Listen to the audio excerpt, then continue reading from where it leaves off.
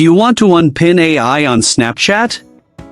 You can unpin my AI in Snapchat with just a few simple steps. Before we begin, please like this video and subscribe to our channel for more tutorials and tips. I've also included some helpful tools and apps in the description, so be sure to check them out. To unpin AI on Snapchat.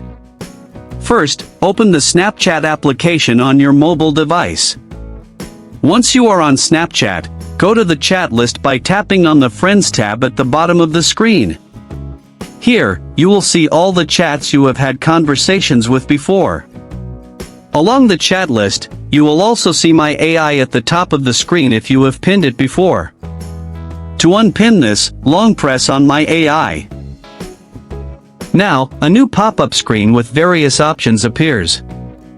From the pop-up screen, find and tap on Chat and Notification settings. Again, a new pop-up screen appears. From here, tap on Unpin Conversation. Once you tap on it, my AI will be removed from the pin section at the top of the screen.